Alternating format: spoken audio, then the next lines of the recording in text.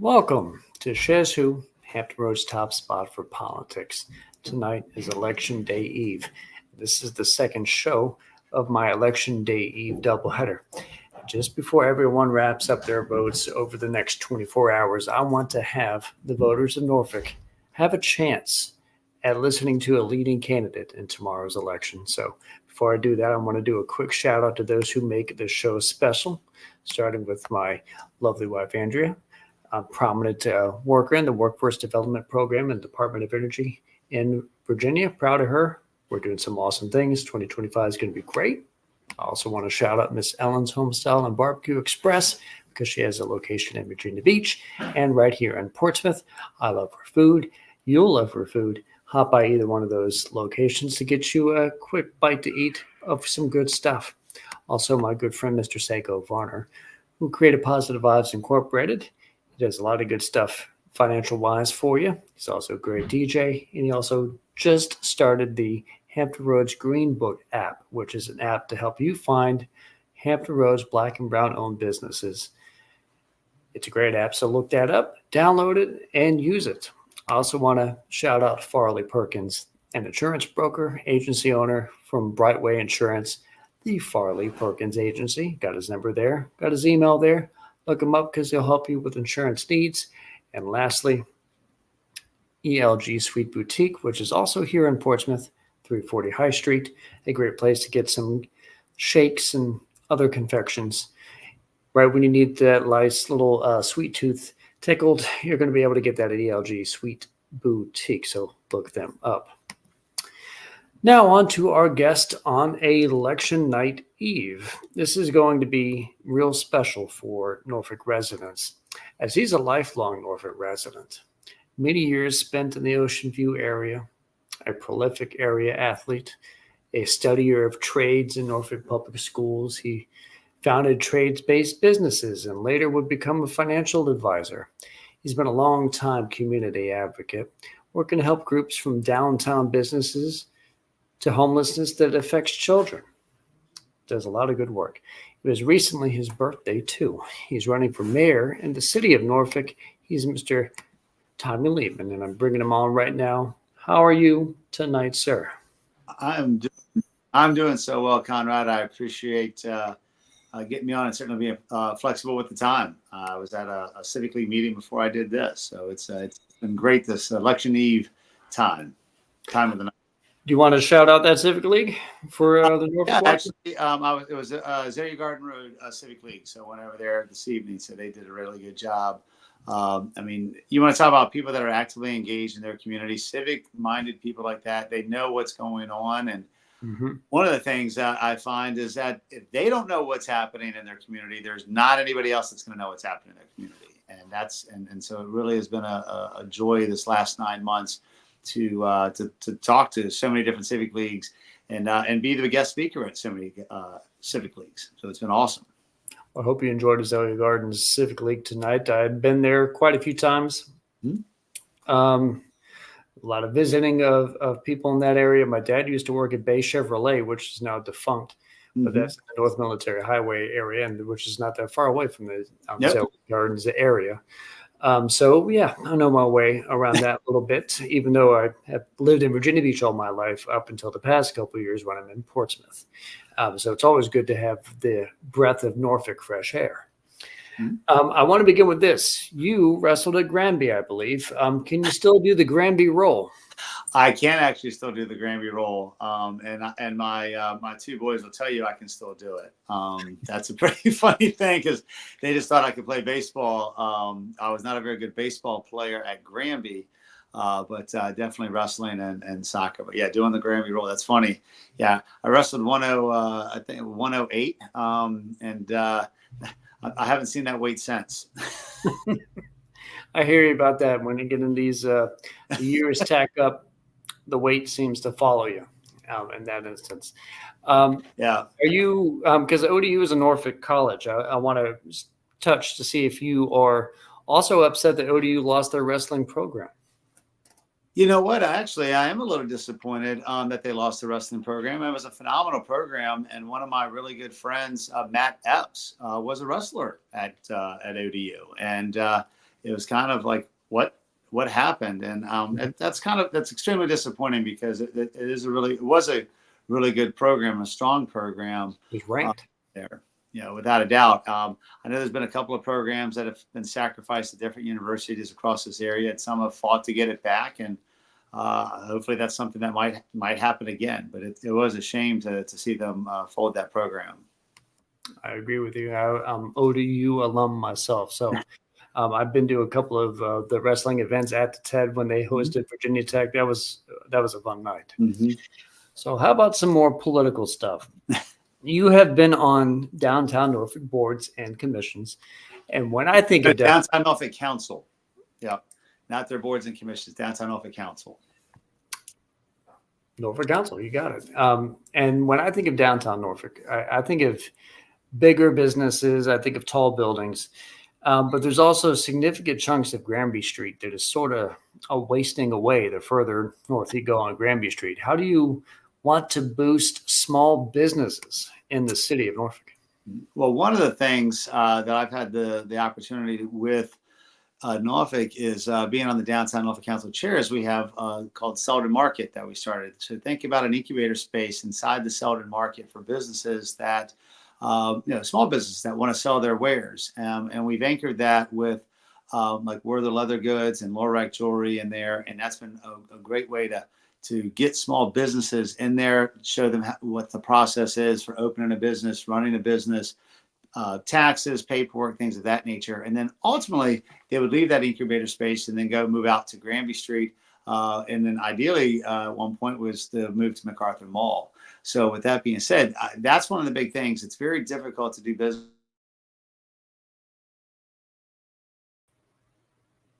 They're either looking at expanding to Norfolk. That's a challenge. Or if they're in Norfolk and they're looking at going somewhere, expanding to Chesapeake, Virginia Beach, they will tell me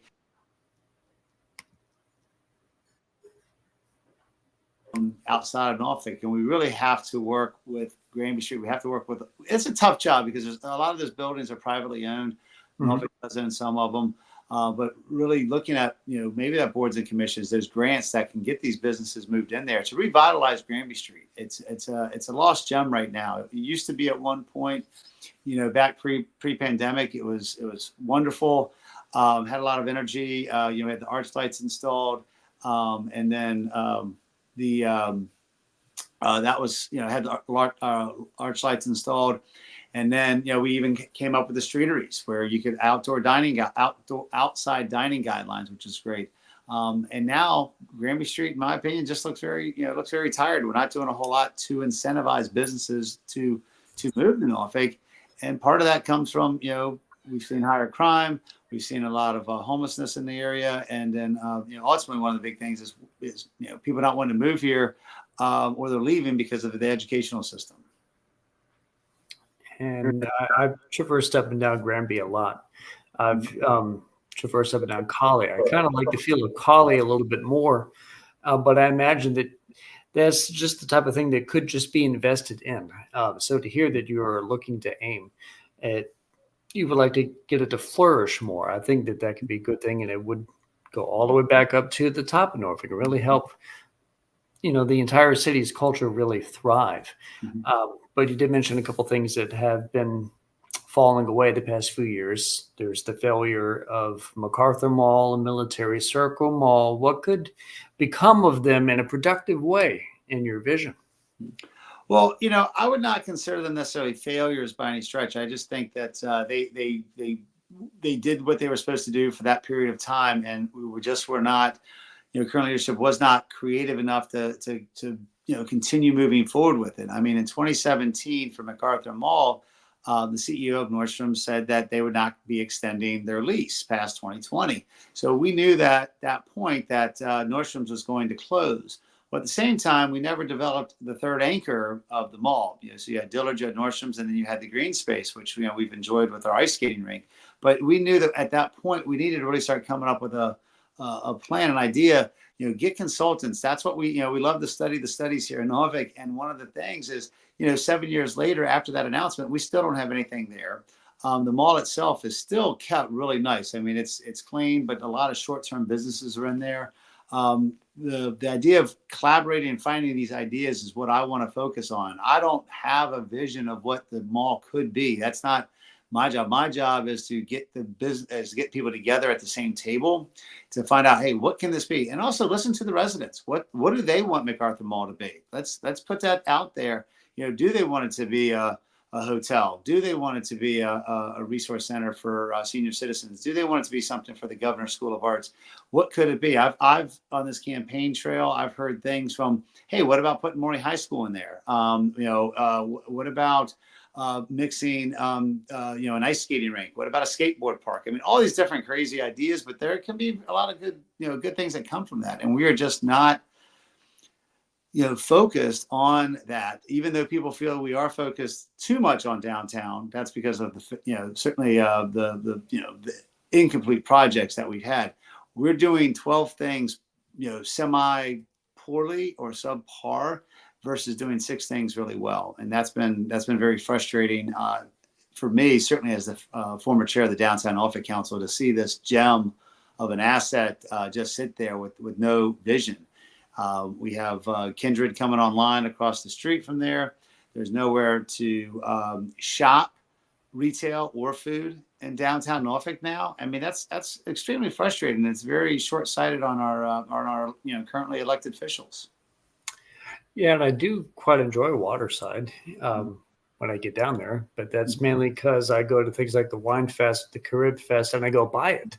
I don't go in it as much as I used to. I've been to, or at least past the Guy Fieri restaurant in there. It used to be more happening. I think there was something with an alcohol thing that they removed several years back, and it just sort of fell off a little bit. And that could be another thing to be revitalized. Lack of programming there is, it's an asset on the water. And I think, our partner there, Cordish, who's the manager, I think that's been another concern, because they have a lot of general managers, or have had a lot of general managers. Nobody is staying there very long. They're moving on. Cordish is also actively, suing Norfolk for $100 million because they didn't get the casino opportunity. So if you're suing a city, how well are you going to manage it? And me, as the former chair again of the Downtown Norfolk Council, I had multiple opportunities to meet with the GMs there. And every time I met with the GM, it was always somebody new. And that just speaks volumes to what's happening down there. But it's, they should be having live music on a daily basis. There should be a place to go out and enjoy. I mean, there's a marina back there. I mean, it's fantastic. You have yachts that are coming up and down the Intercoastal Waterway, and there's nowhere when they dock there for them to go even get a prescription filled anymore, much less provisions for a while they're on the ship for the crew. So I mean, those are things for people coming here, and that's their first look when they get off the International Coastal Waterway and dock there, and they're like, well, this is kind of lackluster.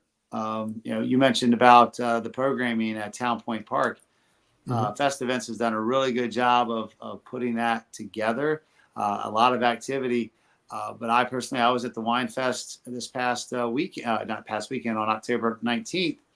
And when we were done, we had a group of us go to Waterside, and we literally hung out at Waterside for about 20 minutes and decided that, well, you know what, we're just going to go home now. And that was a shame. And Guy Fieri's place that's in there now is just really almost it's to the it's a kiosk in there really now. Yeah. Now, Norfolk is a diverse city, but that doesn't mean it's as inclusive as it needs to be. It's been redlined for decades. There's perhaps shadowy type of power structures hidden in the city. So what have you seen? How are you working on it, and what would you like to do about it? Well, I mean, as far as, listening to the residents, you're talking about with the shadow part of I'm thinking like the government is that, we are not listening to our all cities. I'm sorry, all communities in our city. That's a big issue. One of the things with whether it's downtown Norfolk, whether it's Chesterfield Heights, East Ocean View, we can even go, whether it's Ghent, it doesn't matter, Lock Haven, is that money needs to be spent equally. around the city, and so that way we can bring up all our communities. And that's not the case, and that's been a big argument with a lot of the government pieces, is that money's not spent equally, and we've kind of kept a lot of wards down. Wards 3 and 4 are definitely underserved, and that speaks volumes to their even their school system in that area. The people that still that live there and love their community, and they're like, "Hey, Tommy, as mayor, will you pay more attention to us?" And the answer is absolutely. And I think this is a very important election year, because not only do you have an opportunity to elect a mayor for the first time, because in 2020 we ran unopposed, but also you have an opportunity for somebody in Super Ward 7. We have Super Ward 7 and Super Ward 6 is going to be guaranteed new individuals on council. And I'm hoping for the mayor, as mayor, that I can work with those 2 individuals and get the other 5 wards together, and we can certainly build our city and focus on Norfolk. That's a problem. I mean, that's been a problem, and it's time for a change. We've had 4 city managers in the last 8 years. We've had multiple economic development directors, 4 chief of police, and 2 superintendent of schools, and we're not getting the change that we need. And I think that turnover speaks volumes to our current leadership. As mayor, my promise is to be accountable, available, and around. That's one of the things I'm going to do. It's going to be a fresh look. We've had 2 mayors in 30 years, and I think it's certainly an opportunity for somebody new who's a collaborator. For me, going back as a firefighter for 10 years, as a small business owner, electrical company, as a high school baseball coach for Granby High School and Moring High School, is that bringing people together and getting those people to work together is extremely beneficial to a city, and we haven't had that. And I think that turnover speaks volumes, certainly with our education system. That in itself is tethered right now, and we have to fix that. With 45% of our schools are not fully accredited. 3 of our 5 high schools are not fully accredited, and our superintendent has ignored requests even from Delegate Jackie Glass to address cyberbullying and hate crimes in our schools, and that's a shame. I'd be appalled if I was the current mayor and found out that even our elected officials in Richmond couldn't get answers. Yeah, I do want to point out that I wanted you, if you could, to go a little bit further into where you see a need to be fixed in education, because that was going to be one of my questions, but I could segue into it right now. What do you see, among other things, to really fix with education in Norfolk? What could be better? What would you want to do as a leader, as a mayor? I will reference when I had on a council candidate from Norfolk earlier in the year. We had discussed that, man, you got a lot of colleges in Norfolk, but is there going to be a drive in the future to want to get Norfolk students to stay in Norfolk to go to college as opposed to traveling out? Is all that part of what could be? Yeah, I mean, the mayor doesn't have but so much, direct contact with the school system, but indirectly, as mayor, I would have the city council, school board, city manager, and superintendent having a meeting at least annually, if not twice a year, to find out how can we work together? Because right now there's a lot of finger pointing back and forth.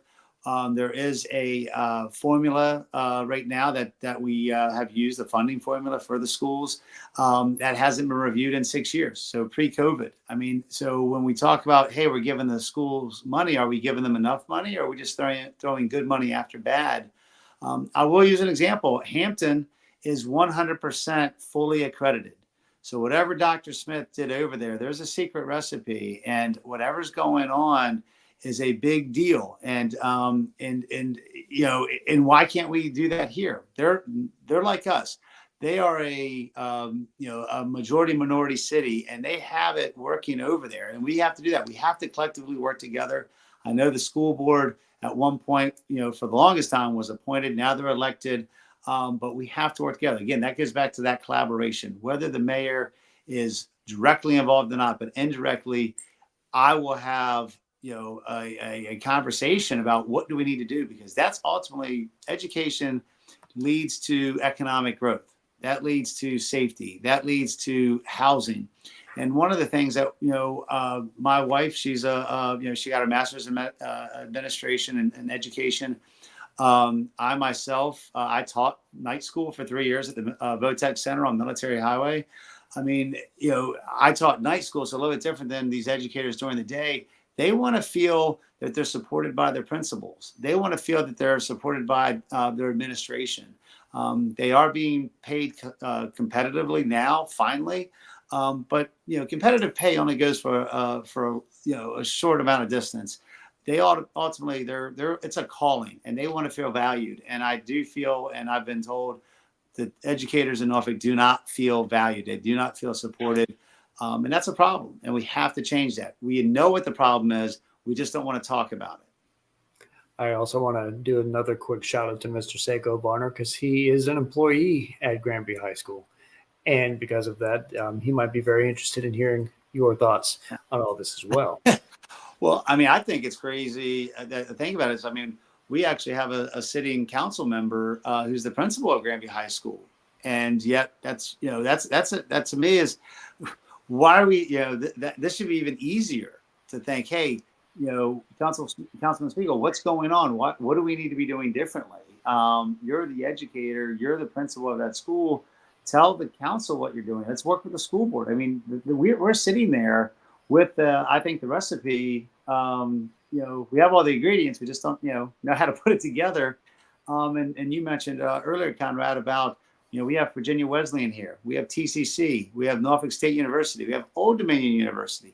I mean, find out what they want for recruiting out of high school and have them come in and talk to our students, because children are graduating and leaving our wonderful city and going somewhere else. And unfortunately, they're not returning.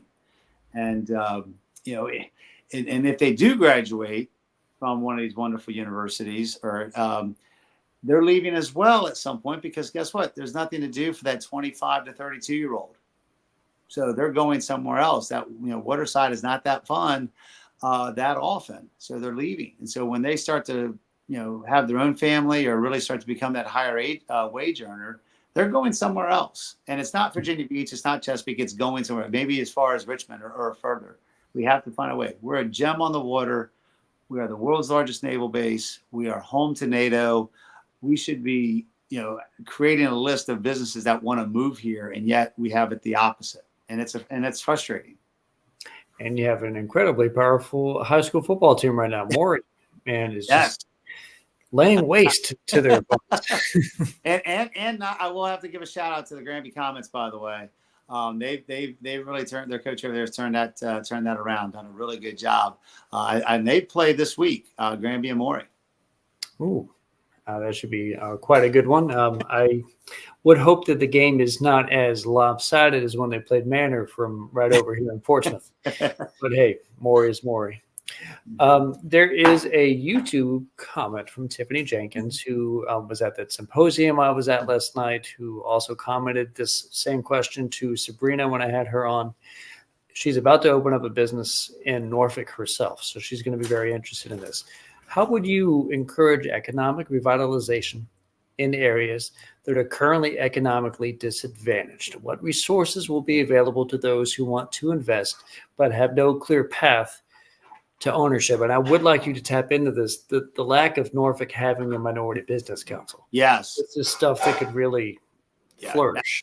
That to me is kind of mind-boggling when you think about it, that we do not have that. And what you mentioned earlier about a city that's so diverse but yet not inclusive, why do we not have something like that here in Norfolk? I mean, other cities have that, and that's one of the big parts is to help these small businesses with boards and commissions, that we can look for grants and help them out and really come in. And that's one of the things with Selden Market that I've been very, very proud of, that group, Carrie and Weiberg over there is part of that and works with these small businesses. But that's a big part, is what is that resource that's available? And it doesn't exist in Norfolk. That's why we are struggling, is that you have an individual, he or she, that wants to do business here. It gets very frustrating in the process. It's like they go do one thing, then they have to come back and do something else, and then come back and do something else. And it's gotten very frustrating with that. And they ultimately, they go somewhere else, or they just don't start their business. I like to think that businesses move fast, and unfortunately municipal government moves slow, and we have to find a better way to streamline that. And again, that's the listening part. This is where you can go to businesses, current businesses, say, what would you like to see better in Norfolk? How can we help you do more business here in Norfolk, or even expand in Norfolk? And that's one of the things that we do not do a big part or do a great job of at all. I want to throw up Miss Tiffany's next comment, which parlays a little bit into, I think, the Rivers Casino tax revenue in Portsmouth and how that might help financial readiness programs. Is that something that you might see, especially because Norfolk's probably going to have a casino in just a couple of years? I was watching or just browsing through Facebook. I saw something on a baseball page that was highlighting how great Harbor Park has been since 1993 and how beautiful that is. And then someone's like, yeah, but it's about to get ruined by a casino. There could be positives and negatives. What do you foresee that you would want to help encourage for 4 years as a mayor? Well, I would say, reading her question here with the programs, I just think that the tax revenue from a casino in Norfolk is going to be short-lived. And I say that because the casino that we are currently looking at is not the casino that was approved on the agenda 4 years ago. It's literally over half the size smaller. It was supposed to be 500 rooms. Now it's 200 rooms. It was supposed to be a marina option. Now there's no marina option. It was going to be a smoke-free facility. Now it's not. These are things that are extremely important. And one of the things, I did not support the casino when it was first on the referendum. As your mayor, I have to give you what you voted for. And I know when you check the box and it's like, yep, casino, yes. Hotel, yes. All on one permit, yes. But it's not the casino that was approved in 2020, and it should have to go back to a referendum. And I think that Portsmouth has already won that. Let them have it. I don't like the location. I never did, between Amtrak and Harbor Park. I'm very nervous because of the parking that's going to be going away. It's almost like you're putting a 10-pound casino in a 5-pound location back there.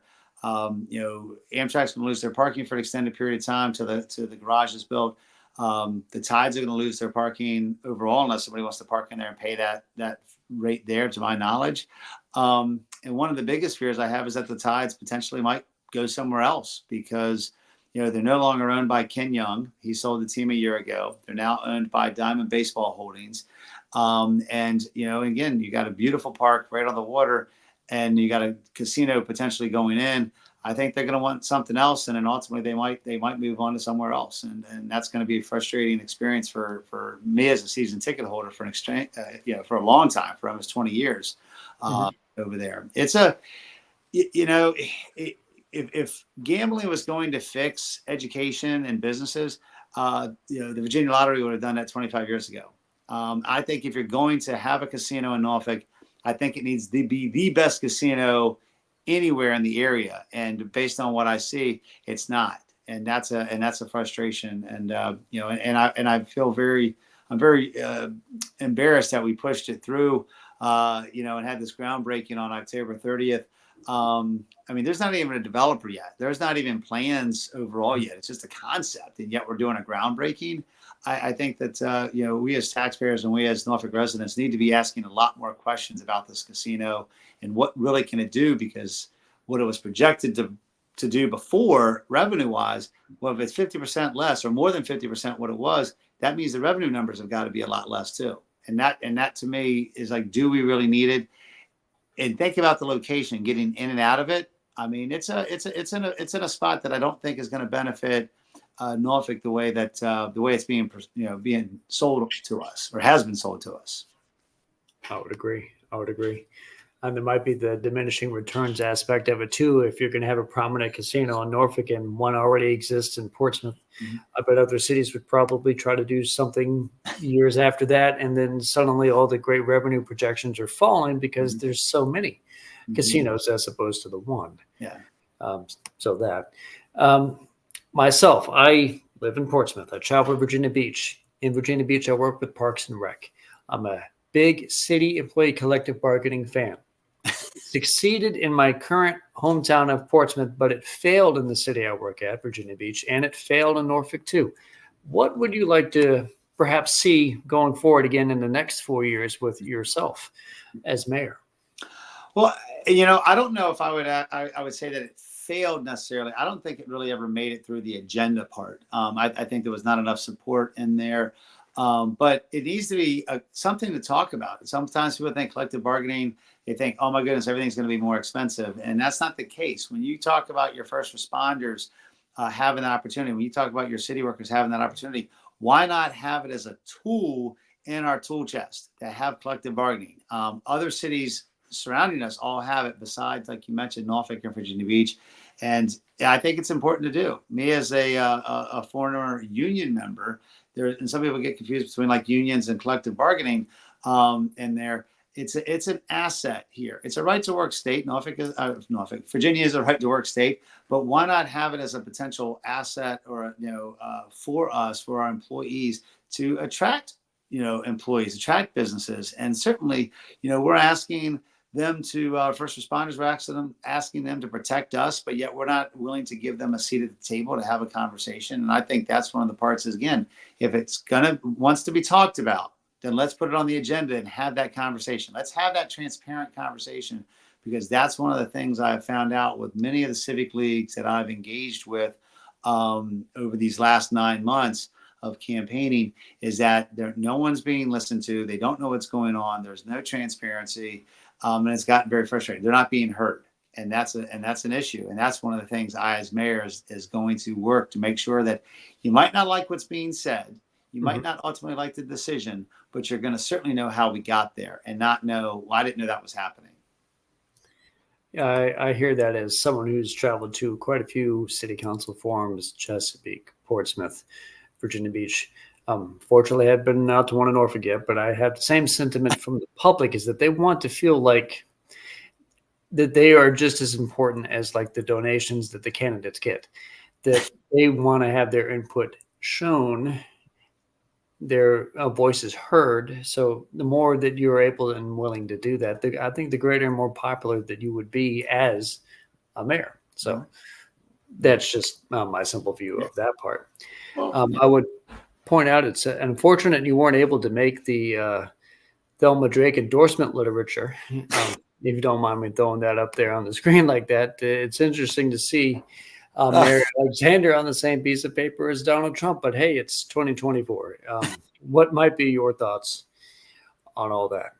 Well, I mean, I will tell you, one of the obviously that's something that Thelma Drake put out herself. I do like that I'm running in this mayoral election as it's a nonpartisan race. And the reason why people do ask about that being a Democrat is that people think, hey, what's going on? It's like, well, it's a nonpartisan race. So once you get past the state, it now moves into mayor, city council, school board, and that's a nonpartisan race. So you really get to vote the person versus the party. But look at where the money's going. Look at where the money's coming from, and that's been a thing is a challenge. And when you're trying to play both sides of the fence, that's not okay. Just speak up to who you are. Where's your integrity? Where are your values? And certainly, me as mayor, being accountable going forward, certainly being around and available is extremely important. What I want to do, and I don't want to be,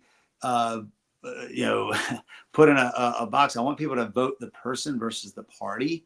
A lot of times when it comes to local politics, we all can have our views. I think one of the things that we've gotten involved with now is that we cannot disagree anymore. Now we're just disagreeable across the board.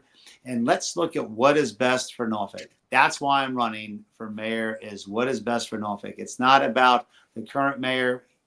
Don't like that individual. It's like, what is the best thing for Norfolk? And I feel the last 8 years, it's time for a change. And that's why I'm running, to hopefully get that change. I'm using my voice for that change. And I'm asking voters in Norfolk to make their vote count to get that change. And let's do something different, because the status quo is not working. I want to throw up another comment from Miss Tiffany here, because she was intrigued by the allure of transparency there. How do you plan to increase transparency and improve communication between city government and the residents themselves? I mean, I think the part of it is making sure that people know what's happening. I mean, there's a lot of conversations that happen behind closed doors, and that's one of the things that we can certainly remove going forward. I think there are things, there's conversations that need to happen, but then what were the minutes? What were the things? It's very difficult, even from a school board side, to find out what were the public comments at a school board meeting. Why are they not released? Why do you have to dig for them through FOIA or other areas? It's been very frustrating. I don't, these are areas of expertise. I've not focused on certain things because it's just, how do I want to put that? We forget about how easy it is just to talk and communicate with people, and they do not feel heard. And one of the things with the transparency piece is to make sure that people know what's going on. Our city website is, I feel, rather clunky and jumping around. I can't find certain things on there, and I kind of know where they are, and I still get lost in there. And that's an issue, and that's something we can work on. We have to work on. One of the things, working at City Hall for early voting, they're open 8:30 to 3:45. I thought that was very fascinating that people would show up and wonder why is it not open until at least 4:30. And I'm like, that part I don't know. But the 3:45 part was interesting to discover a lot. These are things for normal people that took off of work. Anytime you have somebody that's leaving City Hall unhappy, they probably were coming there not happy to start with, and they're leaving unhappy or unhappier. That's a problem. That's things that we have to fix. And again, communication, talking, direct access to our elected officials, and making sure that they feel heard. Before we're able to wrap up here, I want you to take a few seconds, if you'd like to discuss some of your favorite things about Norfolk itself, your favorite business, your favorite culture, favorite community groups. Name drop as many as you can. Well, I tell you, there's a great restaurant you mentioned on Colley Avenue. Luna Mai is a great South American restaurant to go there. Ocean View has the big bands on Sundays during the summer, which is a fantastic thing. I mean, even going to Town Point Park is a wonderful time just to sit out at the park with their programming there. I'm certainly a big fan of Harbor Park. Without a doubt. I'm excited that we have Broadway and Norfolk here. That's also amazing. We have a professional hockey team, the Norfolk Admirals. They do a great job. And really, just think about the football programs we have here with ODU, Norfolk State. We have great basketball. I'd love to see a rivalry fundraiser game between those universities, like once or twice a year. Flag football, think about that for like what we do for the NFL Pro game. That'd be pretty cool. But yeah, there's a lot of things that I love about Norfolk. The culture, the people, the communities. I mean, I have had a wonderful experience speaking in all these civic leagues and going in and finding out about how passionate these groups are about their own areas, and that they just feel not heard. And that's one of the things that we are going to turn around with 2025, is listening and making sure that they feel heard, and that there's ultimately direct action. I'm running with collaboration, transparency, and direct action for all of Norfolk. That is a big deal. And that's something that our residents can hold me accountable for electing me in 2024. Now, what I'd like to do to wrap up is to tell the Norfolk voter watching tonight, or perhaps the voter who are on their way to the polls tomorrow, getting in that last little bit of studying, why they should vote for Tommy Leeman for Norfolk mayor. Well, I will tell you, because I'm not a politician. I'm a Norfolk guy. I've been here pretty much my whole life, since 1976. I'm not going anywhere. I'm not looking for that next rung in a political ladder. I'm going to work for all residents of Norfolk. That is my promise to you. Give me that opportunity. The status quo has not been working. Let's make that change. You have the opportunity. This is a big deal. I've been a small business owner. I've been a master electrician with a small business. I've been a former volunteer firefighter for 10 years. I am not leaving here. Give me that chance. Let's show what we can do, because what we've been doing is not working for our city. People, whether they're voting for me or not, are leaving our wonderful city and going somewhere else. Based on the numbers and I've seen it a few times now. We're at a 4% decline in population to where other cities surrounding us are almost closer to 9 to 10% increase in population. So that speaks volumes to itself. We've got to change the mindset of what we have in Norfolk, because we are the world's largest naval base. We're home to NATO. We can be better. We will be better. And let's make that change starting tomorrow at 6 a.m. till 7 p.m. Get out and please vote, and please give me that consideration. Well, thank you, sir, for coming on tonight. I wish you some good sleep tonight, because you're certainly going to need that rest for all of Election Day. When you win, we'll definitely like to have you take a victory lap here on SchezzWho. Absolutely. Thank you, Conrad. Well, thank you again so much. You have a great night, sir. You too. Thank you. Have a good day. Thank you very much. And make sure you get out and vote yourself. Yeah, I definitely will. Of course, it'll be for Portsmouth, though. But that's still. Okay. Hey, regionalism. Yes, sir. Thank Catch you. you next time, sir. Yes, sir. Bye. All right. Well, don't forget, viewers, like all SchezzWho videos, subscribe to the channel so you can keep up to date on the political happenings in the area. And make sure you get out and vote. Tomorrow is the big day. Definitely want to thank Mr. Tommy Leeman, candidate for mayor of Norfolk, for coming on tonight. Make sure you study up, because we all have that big day tomorrow. We're going to make sure that our voices are heard loudly and resolutely.